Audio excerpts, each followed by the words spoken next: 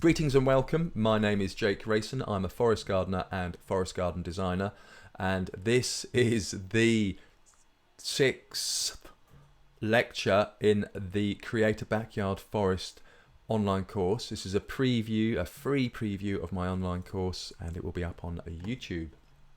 So this is all about planting the big trees. The slideshow is always available online. The latest version will be available here, forestgarden.wales/course/canopy. If you want to see the notes that I haven't written yet, they will be, press P and you'll get the notes up on the side there. There'll be extra links in there and stuff like that. Okay, let's get cracking. So this is, as I said, the sixth lecture. And I've kind of grown into designing the course into kind of 3 different sections. So the first 3 sections are really the planning side of it, the observations and the design, and trying to figuring out where you're going to put stuff. So that's the introducing, plan and design. Then this is the next 3, and this is what I call the structural planting. So really, it's first of all, is the most important thing is planting windbreaks and putting structures in, like polytunnels, greenhouses. That's that's the protection from the elements. Then it's perennial vegetables, because perennial vegetables will get you a harvest quickly, and you can also you can move them around relatively easily later on as well. So, but you start them off near the house, and you start them off in somewhere you can keep an eye on them when they get established. And then this is the turn of the canopy layer, the big tree layer. And the reason why I put this into a separate kind of category is because you can pause between the different parts, the different sections. So once you've got your windbreaks established and planted, and you've got your dead hedges in place, and you've got your polytunnel up, you've got your perennial veg patch on the go, you've got your big trees in, then you can have a little break. You don't have to go straight in and do all the ground cover and plant all the shrubs and fill in all the gaps. So this is the kind of real important structural side, and then you can take a break and you can do the next bit, which is clearing the ground, planting shrubs and planting ground cover. That can be done in a stage sort of way. So you don't feel you have to do all at once. I did try and do it all at once. And it's actually created just as much work, because I've got to go back and remove extra grass and do more weeding.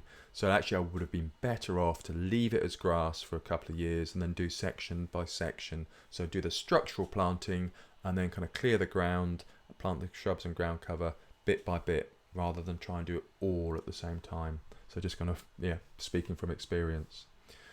So today what we're going to look at is planning trees, a bit of repetition here with the planning lecture and the design lecture. Planting trees, some tips. I'm not like a tree expert, but I've planted a few trees in my time, but this is just kind of what stuff that works for me, and some kind of time-saving ideas. And also an awful lot of this comes from my friend Martin Crawford, Martin Hayes, who's who's an orchardist, and just kind of working with him, and he's just got some ideas about how to do stuff. So, and then finally it's choosing trees. This is the final section, the species section. Fruit trees, nut trees, and then other trees. So I will keep it as brief as I can. First up then, the planning. Now, planning can be broken down into 3 things. There's the spacing, which again is kind of the most critical thing. Putting out your shrubs and your perennial vegetables, you do need to think about putting the right plant in the right place so that it likes the conditions and has enough space to grow and is protected enough.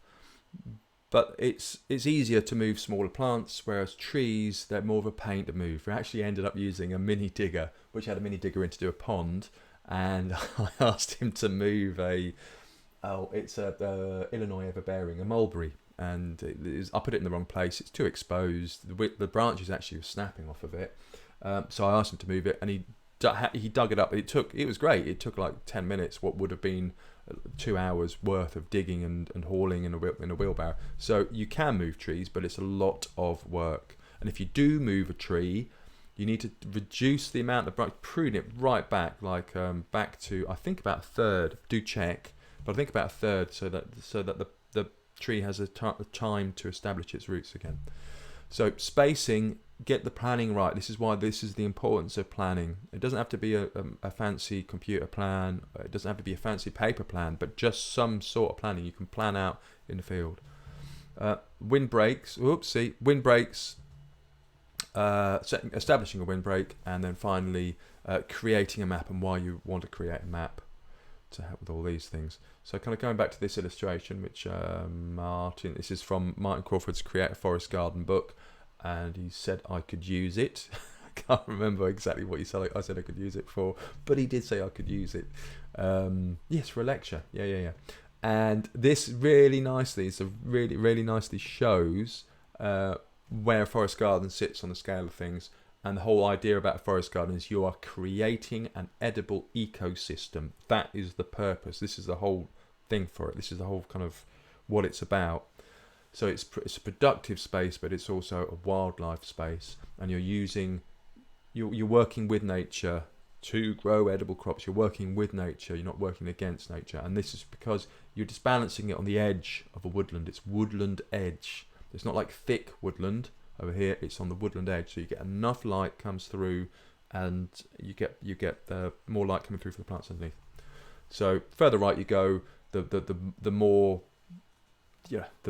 energy it uses, the higher maintenance it is, the more fragile it is.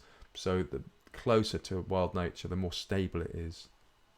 And this is kind of interesting point actually. In the climate emergency is happening as we speak, and it's incredibly concerning.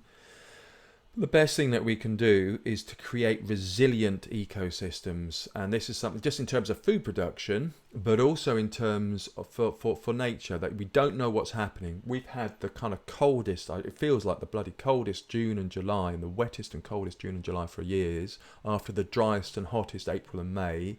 I think after, was it like ridiculously warm in January, I think it was, I can't remember now.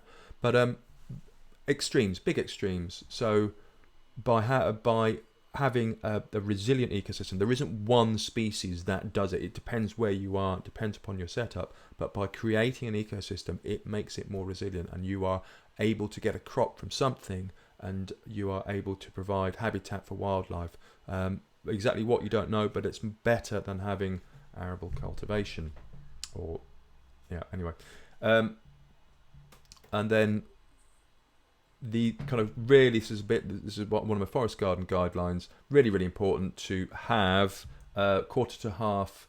You need to have a gap, get the spacing right between the canopy layer, between the trees, and that is a simple formula: a quarter to a half of the average canopy diameter, and that allows enough light to come through to the plants underneath. Okay, so when you're measuring your trees out, make sure there's enough of a gap, and this will kind of vary depending upon if you've got a slope. There'll be more light south facing. On a north facing slope there'll be less light, so you've got to think about other trees and all the rest of it, but that's a kind of rule of thumb. And also for cultivated fruit trees, you do need to choose the right rootstock. I do have a link. There's a link here on my website, orangepippin.com. They've got a very good, they have a very good more detail about different rootstocks and different kind of cultivars. So you've got apples will have one rootstock, and then plum trees will have another rootstock. And yeah, the rootstock you choose depends upon what you're planting for, the size that you're planting for. So make sure you get the right tree for the right rootstock for the right space. Here because we've got a relatively large, we've got like 2 1 acre forest gardens. We have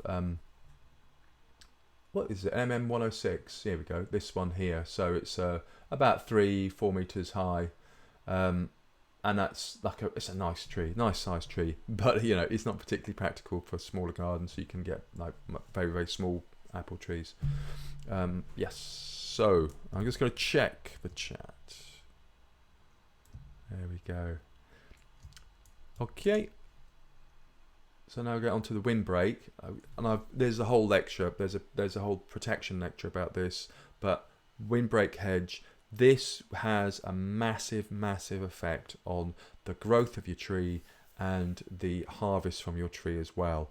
The growth, because here we're, as you can see, we're actually really exposed, and a lot of the trees are they have an angle on them. They don't have any branches growing the windward direction. They're growing at an angle, and some of the growth has been quite stunted, and some of them are getting root rot where the tree hasn't had, the roots haven't been established, and so I've had to stake them again.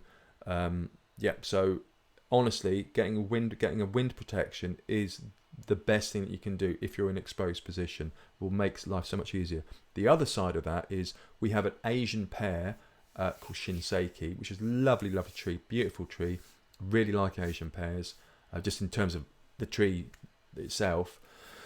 But it does blossom early, and we had a late frost and a wind, and all the blossom came off. So if it's more protected, you're going to get better. It's going to be less frost damage and less wind damage as well for the blossom. So that's the other side of it. You're going to get a better harvest if it's protected. So you plant a windbreak hedge for the right size, with the right diameter, the right height, and then in the meantime plant a nurse tree. And this was using a kind of sacrificial tree like a Scotch broom, and plant that a couple of meters away from the tree that you're protecting, or put in a dead hedge to protect the tree. Dead hedges are brilliant. I really love them, and they can be much nicer than the one I've built here. This is a bit of a scarecrow of a dead hedge.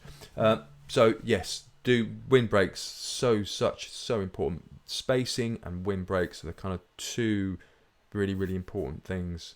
There will be others. I will come on to them. Yeah, and then there's a protection lecture which we did a couple of weeks ago.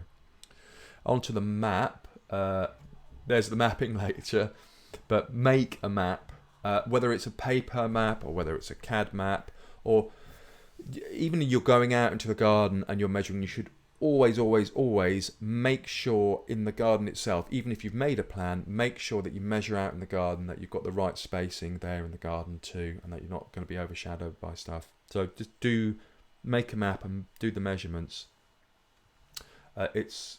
The whole reason for doing a map is that you can make big mistakes earlier. That's the whole reason for doing it, and I'll just show you an illustration of that in a minute. This is Dan's map. This is Daniel San, I think it is. Yes, 3165. This is his map. He very kindly said I could use it. I think it's a brilliant map. It's an illustration really of using a paper map, and the whole idea of using a map is that you can move these circles around. You can move the bits of paper around an awful lot easier than you can move bits of bamboo and measure stuff out in the garden. So you make the big mistakes early. Figure out stuff on a plan. That's the whole reason for it. It's not for it's not going to win any kind of artistic awards. That's not its purpose. It's just to be able to explore ideas. And symbols are light, so it's easier to move bits of paper, and it's easier to move CAD illustration, just circles on CAD. Much easier to move them than it is to move stuff out in the field or move a tree later on.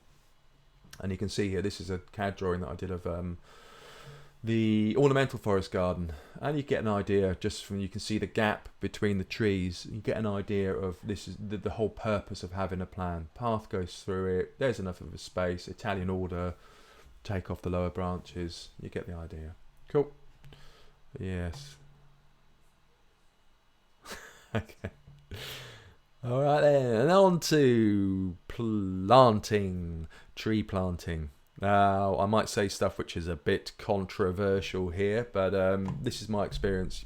Other people will say it's like a lot of stuff. People will have their very strong opinions. Oh, that's a good point. I have got a very interesting opinion here as well, which I will add. So we're going to go planting, staking, mulching, and then protecting the tree. Planting, don't enrich the soil. Okay, you want the tree to establish. If you put compost in the bottom of a where you're going to plant the tree will sit in that compost and its roots won't go out, because it will just stay in that area, because that's a nice area, that's a comfortable area. Whereas if you put it straight into the soil, it will force it to go out, and the roots will go out and look for nutrients, and that's what you want. You want a vigorous root structure that has been made to work. Make it work. And also mycorrhizal fungi. There's a really good website called Garden Professors. I think it's a Facebook group. Linda Chalker Scott, who I have mentioned possibly a few times. And there is no benefit if the soil is okay. If you've got kind of normal soil, there's not been any kind of problems with it. You don't need mycorrhizal inoculant for your trees. And this is a bit of a if to aid them to get them established. And I've heard this from there's a chap, I can't remember who it was, a tree professor who was on the Roots and All podcast, who said exactly the same thing. He said it's a waste of money. Don't bother with it. There's no scientific evidence that it makes a difference. If you're somewhere where their soil has been neglected, that's a different matter. But if there's mycorrhizal fungi in the soil, it will establish with the roots. So some people will say different things about this, but this is what I've heard from garden professors and from his professor chap on the Roots and All podcast. So I'm kind of and my friend Martin Hayes, he doesn't use mycorrhizal inoculant either, and he hasn't noticed any difference. So and then if you have a tree which is kept in a pot for too long, you'll get roots. You'll get these roots here. They'll become pot bound. The roots will go round, and what you need to uncurl the roots and set them when you plant it. Set them into the right direction so they don't keep on going round. You want your roots to go out, if possible. And dig the smallest hole. This is one of the best tools, apart from my secateurs and my waterproofs and my gardening gloves and my pruning saw. This is the best tool that I have. This is a tree spade. It's a Spear and Jackson tree spade, and I've used it an awful lot. And it's perfect, absolutely perfect. You dig the smallest hole for the size of the roots that you've got. Don't make it nice and big and fancy. If you fluff all the soil up, you put the tree in, the soil's not firm, the roots don't have any purchase. So don't worry about the tree. Okay, dig a hole, put the roots so that you can get the roots in, and get the roots to work. The other thing to do as well, just while I mention this, is when you're planting an apple tree or a plum tree, something with a graft, so you have the rootstock is separate from the cultivated graft, so it's essentially two separate trees grafted together. You want to keep that graft above the soil, otherwise they will start to send out shoots from the graft on top. You want them separate, so you want just the rootstock and then the one on top.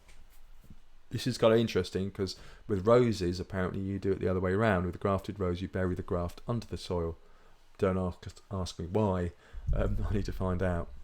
Okay, so dig the smallest hole, and then water the plant in. If it's absolutely sodden and you're planting in the middle of the winter and it's been raining for 3 months, then there's no need to water it in. But I kind of just it's habit as much as anything else. Just water the plant in, get rid of the air holes so that the roots are making contact with the soil. Okay, and then staking. Just a couple of things about staking. You don't need to stake. Most trees you don't need to stake because you want the tree. It provides too much protection. It provides, again, you want to encourage the roots to get established. So if you're staking, you're not getting any feedback on the tree itself. So the roots aren't stimulated to grow. So you don't stake. If it's you only stake if it's a dwarf rootstock. So anything larger, like an MM106 or the other ones which I can't remember. The larger rootstocks you don't need to stake, and people do and then they'll take the stake off, but don't do it. You don't need to do it. You only need to do it if it's an older tree if it's a dwarf rootstock, if it's an older tree, and so there's lots more weight on top, or like here, it's very exposed and that there's too much wind for the tree to get purchase. Okay, and then if you do stake, use a decent tree tie and stake it low as well. Don't stake high up on the tree, stake low on the tree. I got told off for staking too low by somebody, but it seems to work fine for me. Okay, and then mulching. My kind of method, this is for if you're planting trees into grass, and it's, as I was saying, this is a structural planting, so my kind of general approach is design, plan, structural planting. I normally you'd be planting into like a grass field. I deturf and then move the turf away. Don't make a mound with the turf. Well, you can make a mound, but it gets in the way of mowing. So if you can, put the turf somewhere else. And then this is what I do, is I lay a layer of cardboard down as a kind of extra weed suppressant, and then I put wood chip on the top, or bark on the top, and then that weighs the cardboard down. What you don't want is to provide, you want to weigh that cardboard down. If you don't, you can get a lot of mouse activity. I've just noticed actually there's a cherry tree here which has got it's got a bloody burrow right underneath the roots. So I think it's rats actually by the size of the hole. So do keep an eye on it, and then top up you will get grass, what I call grass creep. The grass will come in, so just kind of weed it, pull the grass back, top up the mulch every now and again, and then ultimately what you want to be doing is to grow ground cover around the base of the plant. So get some ground cover in there. This is ground ivy, which grows really well and really easily here. This is the one I use. And then finally, protect. So they've got your protection for your windbreaks, but also you've got a protection from the 3 top tree killers. First thing is grass. Grass kills more trees than anything else, and how it does this is it will grow in, and the grass will compete for nutrients and moisture, and it will kill. The grass will kill off a young tree, and the young tree will die. I need to put that in as well. And planting. I need to make a note of this. Plant in winter time, so that you plant in winter for 2 reasons. Firstly, so the tree's kind of dormant. It gets a chance. You get the plant in, and also because it's much cheaper to buy a bare root tree than it is to buy a tree in a pot. And you actually want to get younger trees rather than established trees. Younger trees are cheaper, and younger trees will get established ultimately just as quickly as a larger tree in a pot. So, and buy them bare root. I should have mentioned that before. So, so grass kills off. Rabbits as well, and you want to put a tree guard around. I have got the plastic tree guards, and you can buy them cheap off Amazon or whatever, but the people are selling cardboard tree guards which last for a few years, and then they kind of naturally decompose, which I think is better. I don't know if they've kind of how effective they are, but that means you don't have to go around clearing up bits of plastic, which is always a good thing. But you do need to keep the rabbits off. If you're putting a tree into a field with livestock, then you will need to have higher protection. So you'll have to have a fence and wire around it. And if it's got sheep, it's going to be lower than if you've got cattle. Cattle can reach up, I think, to about 5 foot or something. So yeah, you need a massive, great big fence around the tree, which is as expensive, if not more so, than the tree itself. And ride-on mowers. Those are the other big things that the other top killer of trees. That people on a ride-on mower, they won't see the tree, and they'll just take the tree out. So buying trees as well. I'm going to need to make a note. If anyone on this, I mean, this is just a little an interlude for. Let's see if I can get it. This is an interlude for a little advert. I should have a little advert jingly music. if you do want to get hold of any trees, do give us a shout. There's this friend of mine, Martin Hayes. He can get hold of apple trees, and he sells apple trees. So there we go. That's my little interlude. And pruning. I also need to put pruning in. Now, if there is one thing that you need to learn to do, well, you don't have to learn to do it, but it helps. Learn how to prune. Go on a pruning workshop. If you've got any cultivated fruit trees, that's quite important. If they're cultivated, they will need kind of controlling so that you don't get damage, because what can happen is if a tree isn't pruned, you get too much fruit on the branches, so for example, get too long, and then the fruit will break the branch if it gets too heavy. Yep. And also you need to get the structure right to support the fruit. If it's a wild species, if it's something like I'm trying to think of a wild species of fruit, like a wild crab apple, harder they are to come by. You don't have to prune a wild crab apple, because it's a wild crab apple. It doesn't need any looking after. Same with I can't think of any wild fruit at all. Sloes, you don't prune sloes. But anything which has been cultivated, you do need to have it pruned for the sake of the tree, the health of the tree, and also because you'll get better harvests as well. So go on a pruning workshop. And I have a friend, Martin.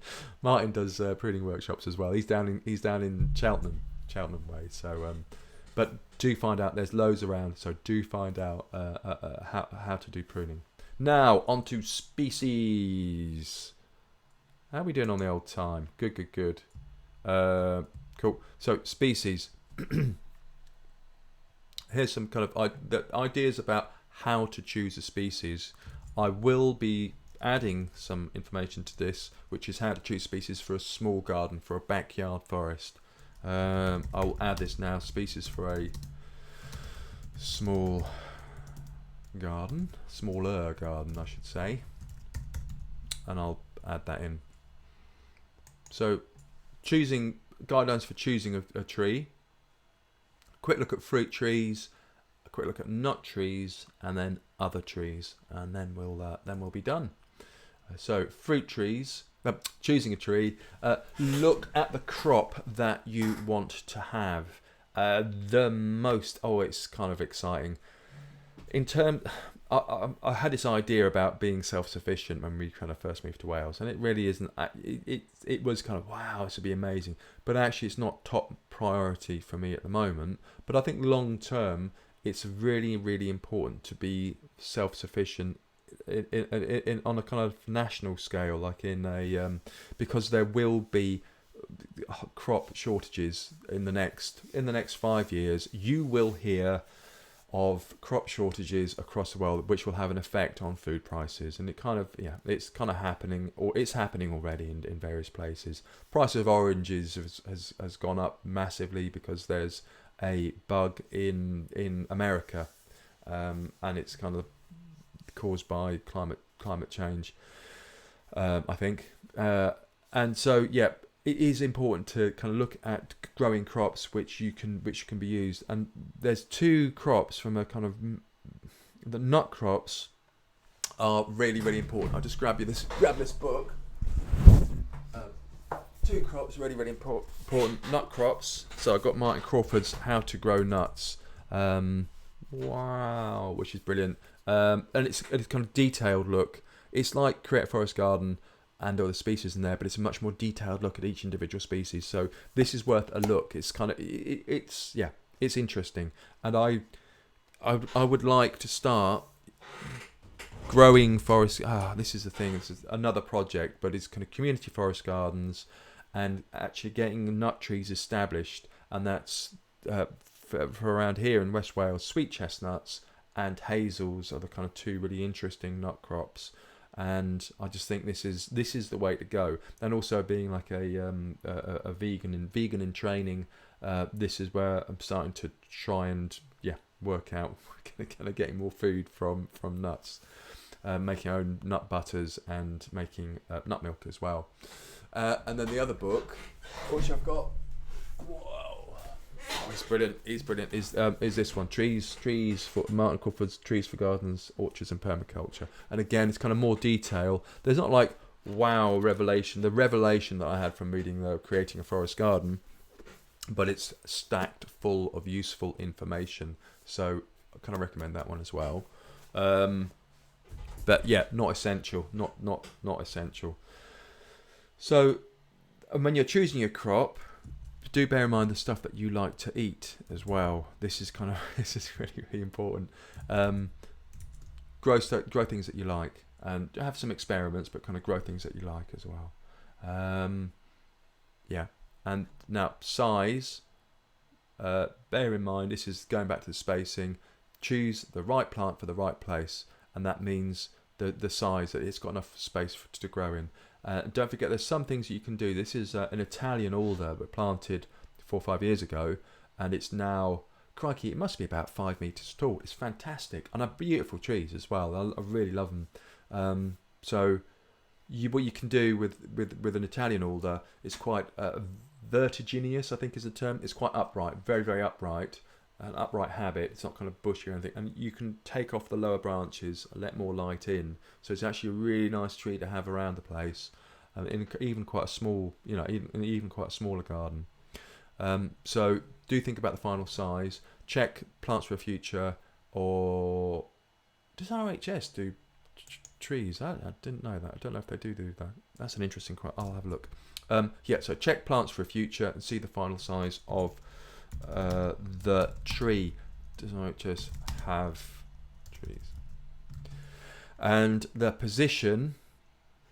Do be careful where you are planting your tree. This actually should be a picture of a house because you don't want to plant a tree too close to a house, like obviously and too close to drains and electricity pylons overhead. And this is an exposed site. This is where I've planted some nut trees, but they need protection. So you've got to think about exposure. Think about the position as well, and how much light it gets, and what the soil's like. But do think about all these things when you're choosing your tree. Mulberry trees, for example, are notoriously brittle, and the branches will drop. And fruit trees generally really need to be in a bit more of more of a sheltered spot. And wildlife. Do think about wildlife. This is a hawthorn blossom, May blossom, from one of our native hawthorns, Crataegus monogyna. And native plants, really, there's always room for native plants, and there's always room for a hawthorn. I love hawthorns, and I've got a couple of different North American species here, and generally they're grafted onto a native rootstock, and then they kind of grow. They'll grow in a whole variety of different situations, and it is really interesting because you can get these what are called family trees, which are apple trees with a rootstock, and then they have a variety, different cultivars grafted onto one rootstock. So you can have like 4 or 5 different apples on one fruit tree. So that's great for a smaller space, but you can do the same thing with hawthorns. So you can have a family tree. This is another project that I want to do, as well as having a national collection of hawthorns. There we go. So, but do think about wildlife, because hawthorns are fantastic for wildlife. Oak trees are absolutely brilliant for wildlife, like 280, 300 plus species of insects and birds and all sorts of different things can use an oak tree for food, for habitat. So do think about them. Fruit trees. Oh yes, here we go. I think about it. So rootstock again. Think about the rootstock. This is my first fruit tree that I ever grafted. This is a Poppet Pisaurus, which is the famous bubblegum tree of West Wales, and it's grafted onto this is my first fruit tree I ever grafted onto an MM106.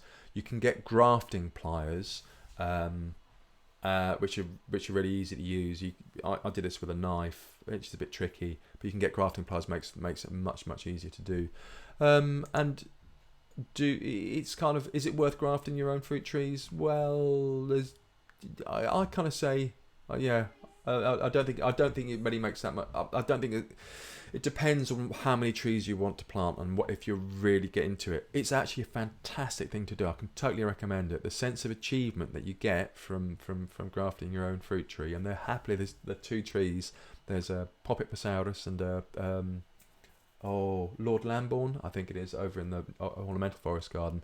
The sense of satisfaction is fantastic. So there'll be pruning courses near you showing you how to do it as well. And do consider, this is again, consider training a fruit tree for a smaller space. So whether you use espaliers or step overs, there's different kind of pruning techniques that you can use for fruit trees. And so if you've got a smaller garden, you can have a range of different species. So you can have a family tree, or you can prune the smaller rootstocks as well. So that's another whole area to look at. And I totally recommend, if you're looking for fruit trees, orangepippin.com, absolutely brilliant. Really good way of looking for different cultivars. A lot of people will say choose the cultivar for your situation, choose local cultivars, but on the other side there is climate change, and we're looking at in Wales a climate more like the south of France was 20-30 years ago. So yeah, I do both. Get a local cultivar and get some other ones as well. Try out different things. Get a range. We have an Isle of Bardsey in the original forest garden here, which is a really nice apple actually. Had a few of them last year. Used them for cooking, but I think they might be both. And another thing to consider as well is the flowering group. There's information, if you go to orangepippin.com, it has information about different flowering groups, because different fruit trees will flower at different times, and they need a pollinating partner to make sure that they get that they get pollinated, and then that you get fruit get set if they're pollinated. So you need to make sure that you have a pollinating partner for each fruit tree that you have, and that's cherries and apples and pears and plums and stuff. So if you're growing apples, the crab apples, which is this one here, I think this is John Downey, which is a beautiful blossom as well. Crab apples they have longer flowering periods, and so they make really good pollinating partners for other apples too, as well as being a fantastic tree in their own right. And then protection. This is the Asian pear. This is the frost damage from a couple of years ago. So those are the things to consider with fruit trees. And there's some more unusual fruits. Hawthorn. Love hawthorn. As I said before, loads of different cultivars. Loads of information here actually. So do check out this. This book's got loads of information about hawthorns in the different species. I think there's upward of 300 different species in the world. I wanted a national collection, and then I realised how many there were, which meant I'd have to get like a 20-acre farm and just grow hawthorns, and that'd be a little project. Sea buckthorn, easy to grow, more shrubby than tree really, like grow to about 5 meters tall, big spines, but fantastic berries, male and female. So you need to have both, and the females fruiting. And then Cornus as a genus is fantastic. Love them. Family Cornus family is brilliant. This is a Cornus capitata, which is Cornell's something or other. Cornell's tree. Bigger fruit than the Cornus cusa, similar fruit, but Cornus cusa, but smaller than Cornus capitata. And then there's a whole range of Cornus mass as well. The beautiful yellow flowers in the spring.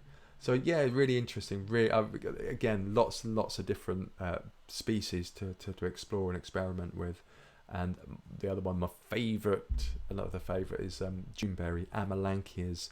And you can use Amelanchias. There's Amelanchia canadensis, which is used for hedging. And again, it's more of a kind of shrubby tree thing. But then you also get some very nice named cultivars, and you get some very good fruiting ones as well. So there's Amelanchier lamarckii, and a whole range of other ones. Amelanchier, is it Angustifolia obelisk? There's one called Obelisk, which is a very upright tree, beautiful white blossom, upright kind of tree shrub. Grows to about 3 meters tall. So very ornamental as well, but they're very much worth checking out. And then Eleagnus, so you've got Eleagnus umbellata, which is your standard, is more of a bush really, more of a shrub. But Eleagnus umbellata, which is autumn olive, and then you have Eleagnus exabingii, which is silver-leafed oleaster or something, which is an evergreen, kind of similar, but nice berries too. And then there's Eleagnus multiflora, which is kind of similar to an autumn olive, but is smaller, a goomy shrub, bush tree thing. Okay, and now on to nut trees. Now, nut trees, there's a few things to bear in mind with nut trees. First is, how do you harvest them? I know they're not nuts in this device, they are apples, but you get the idea. This is the nut wizard. And it's worth considering when you're planting nut trees how you're going to harvest them, because you want a ground cover that enables you to harvest them. If you're growing something like dwarf comfrey underneath a nut tree, the dwarf comfrey is going to be about that big, and there's no chance in hell of you getting at the nuts. So you want a kind of like a nice low ground cover, so you can go in and use something like this nut wizard to harvest, to pick up the nuts. So the other thing to consider is squirrels. This is a grey squirrel, which is a non-native introduction into the UK, and they like nuts. And if you have squirrels and you have nut trees, the squirrels will eat your nut trees, eat your nuts. So you gotta kind of either, well, again, this is difficult, being like a vegan in training, this is a bit difficult for me, how to control them. And what you can do is to have your nut trees in one spot and have a gap around them, so that the squirrel has to go distance to get to the nut trees. That's one kind of solution. You can combine that with dogs and having nut guard dogs chasing the squirrels away so they can't make it across the grass. If you do trap them, you have to kill them by law. You're not allowed to release them. So yeah, they are kind of a bit problematic, but yeah. And the other thing to do is to harvest the nuts before the squirrels do, and keep an eye on them. And I don't know whether you can net trees. Don't know. This is going to be exciting, interesting times. And then there's two key nuts to look at, just in terms of the harvest, in terms of nut trees that do well in the UK. And sorry, this is kind of UK specific, but nut trees that do well in the UK are hazel, kind of closely related to the cob nut as well. And there is a native hazel, Corylus avellana, but there's also a whole range of different cultivars, but they will do well in these conditions. There's a vegan nut croft up in Scotland, Gina Bates is establishing, and they do well. No, they will do well in this climate. So they're a really good source. They're kind of fatty kind of nuts, and they're actually a really good source of fat and protein, but mostly fat. And then the sweet chestnut is a really good source of protein and carbohydrate, which is unusual for a nut. So these can be used as a replacement, as a kind of carbohydrate replacement. And again, they're doing increasingly well here. There are people in West Wales who do get good harvests from them. It takes about 10 years to get like a decent harvest, but you're looking at 15 kilos per tree. I did do some sums on this about how much you can expect to harvest from it. But those are the two nut harvests that I'm kind of concentrating on here. And then finally, other trees.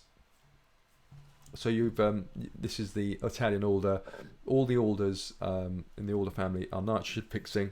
Excuse me. There are trees in the alder family which are a bit more easier to grow. The native alder, which is Alnus glutinosa, tends to like a bit damper, so doesn't do so well on dry soils. And you can coppice it, which is good. So if you're into coppicing for firewood or for other uses, then you can coppice it, and it is nitrogen fixing. But it does have a much bushier habit, whereas an Italian alder, as I said before, is much more upright and much more kind of controllable and flexible. You can take the lower branches off. And then there is another one, which is the green alder from North America. It's also on the European continent. It didn't quite make it back over here after the Ice Age. And the green alder is a kind of shrubby tree to about 3 meters, I think. So again, I've got some here. It's a bit hard to get hold of, but I got some here. I'm just going to grow it on. I've taken some cuttings, and I'm going to try and use that in windbreaks, and it's nitrogen fixing as well. And yeah, so that's a photograph of windbreaks, but that's not trees. But anyway, yes. So using, oh, it is. Maybe it's willow. It might be a willow farm down in Somerset. And habitat. This is an old oak, which we're very lucky to have on our land that we're looking after. It's about 350 years old, I think, and it's fantastic, absolutely fantastic habitat for wildlife. And hawthorns, the same. So native species, if you can, provide more food for insects than non-native species. And there we go. So right then, I'm going to stop in a minute. My top 10 trees: hawthorn. No particular order. Hawthorn. Do explore hawthorn. They're fantastic. Italian alder.